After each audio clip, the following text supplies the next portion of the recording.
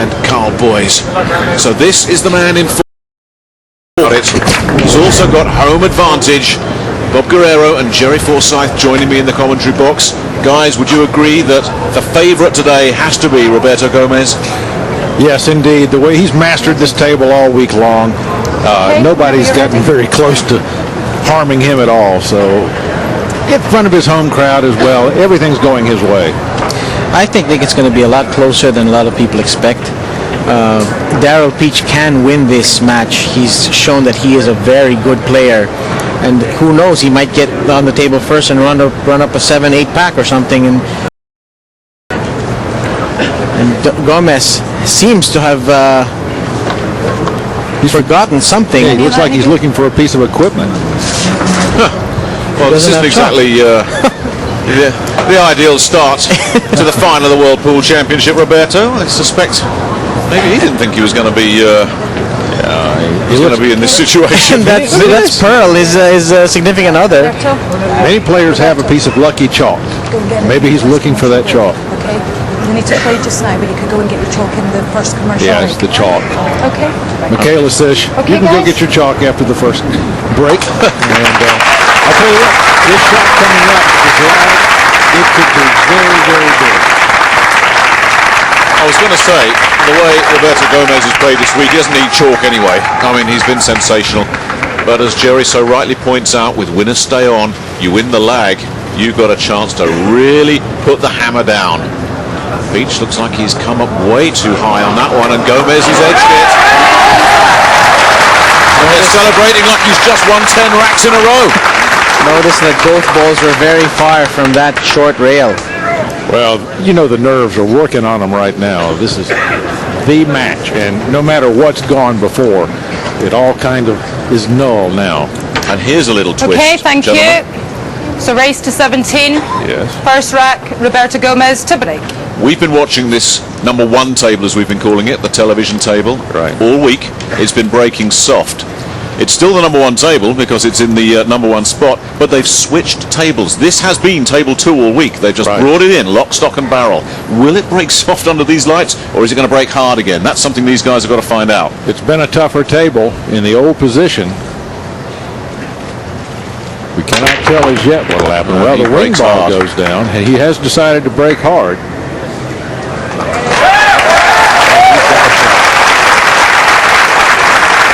Well, if he can carry on breaking like this, Bob. Dream start, yeah. He puts a nice stiff break on it. The cue ball goes around, gets jostled a bit, but lands in a prime spot for the lowest numbered ball, which is the blue 2. And the other balls are arranged almost like in a practice drill formation there near the head string. Now the question is, how long will it take him to adapt to the speed of the table? It doesn't take this gentleman long to adjust. That's one of the things that's really amazed me all week long, is how quickly he adjusts to different conditions. And watch out. A shaky start from the crowd. That Roberto his semi-final against Carl Boys on this table. But once Carl had taken those first 4 racks, it was like the penny dropped and he just stepped up, took all 11, took the next 11. Right, Boys never dropped another 9 ball.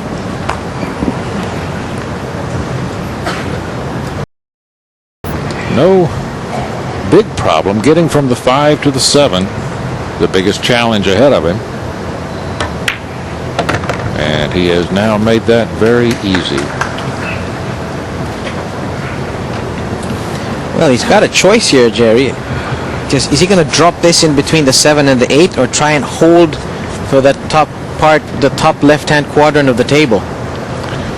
With the control that he's exhibited all week long, I would think he would just drop it between the 7 and 8. Yeah, he's digging in. Just like that. Now he does have a reverse cut. And he's cueing off of the rail. Well, here's a little tester for you in the first rack of the World Pool Championship. Let's see how quickly he's able to settle down. Ideally, he'd like to dig in just a little bit, but that rail is in the way.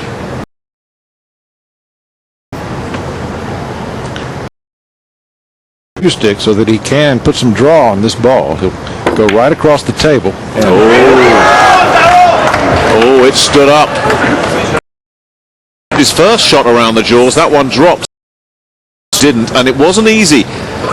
And you looked at where the cue ball had gone, and you thought, he's not quite got that right. So, early sign of nerves, perhaps. No doubt. Adrenaline has to just be eating these fellows up.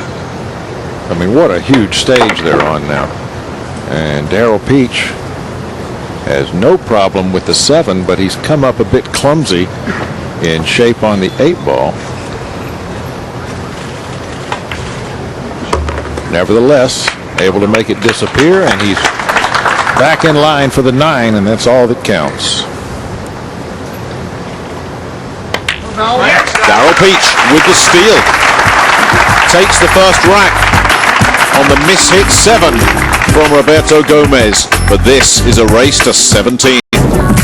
England, or will it be Philippines, celebrating in a few hours' time?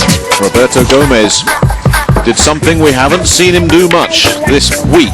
He made an error on a shot and paid for it. Overran it and couldn't put the ball away, and that allowed Darrell Peach to step up and say, you don't want it? I'll take it. And it fits Darrell Peach's. Darrell Peach to break, leading by 1 rack to 0. And it's not the loss of that 1 rack that's of a concern now. It's what it did to Gomez's head.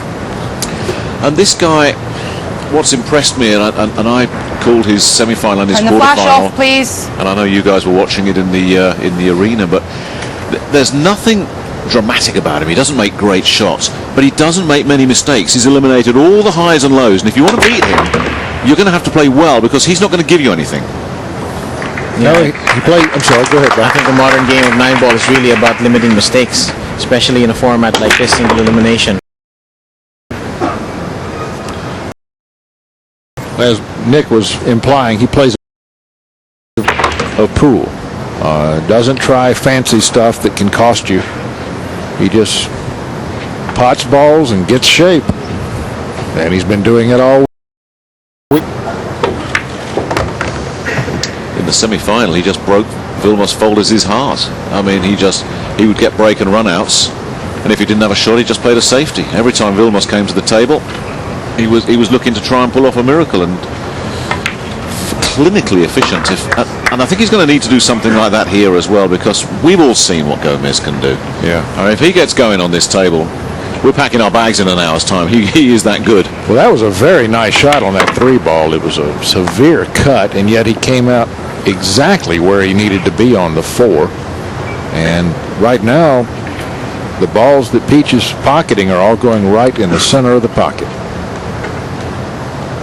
We saw Gomez use the jaws of the pocket twice, and once the ball refused to go. So Peach looking more comfortable at the table. And Bob, you know as well as anybody, Gomez, to have this support. Expectations are so high here. They are desperate for a Filipino to win this. That can almost be a negative in your mind, because he's being asked so much, Roberto Gomez, this afternoon. Yeah, the pressure of the hometown fans, really great. Really, Peach must feel he has nothing to lose. He almost overran this shot on the 7.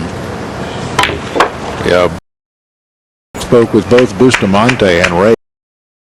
The pressure from playing in front of the hometown crowd was huge. It was really amazing to me, the play of Reyes over here from the displays he puts on in America.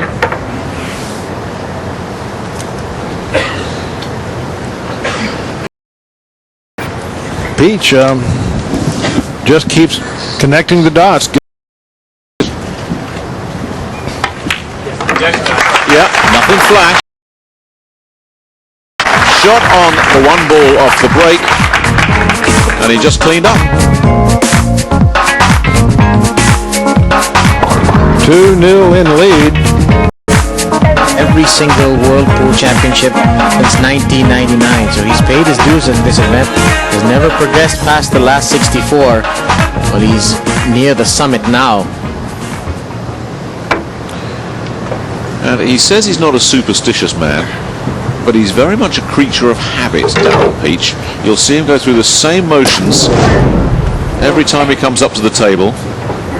Thank you. Rack 3. Darryl Peach to break, leading by 2 racks. And he does have a lucky stuffed dog. He'll check the rack and then he'll go to work with the chalk, which he always keeps in his pocket.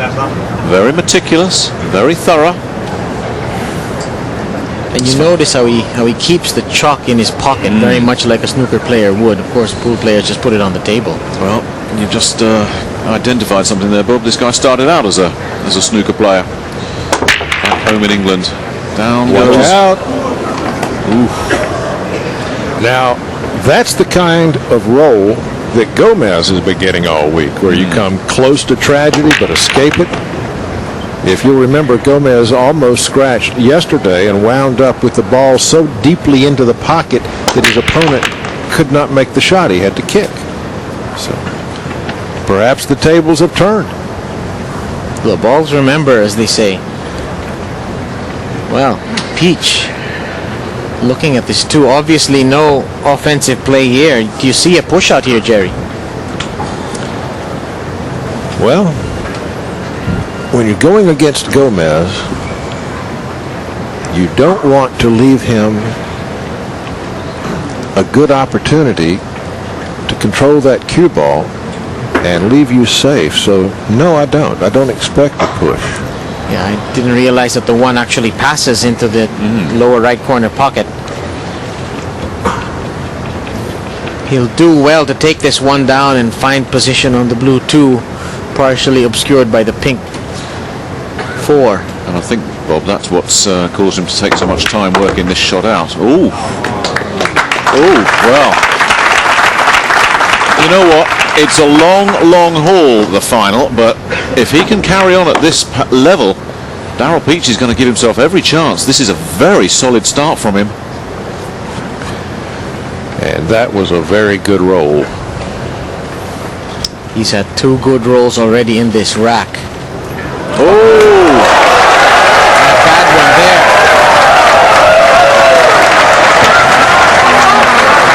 The crowd pleased to have their hero coming back to the table.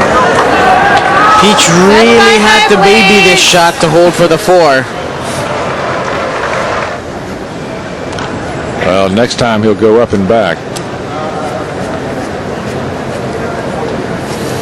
Both players tied now at 1 unforced error each.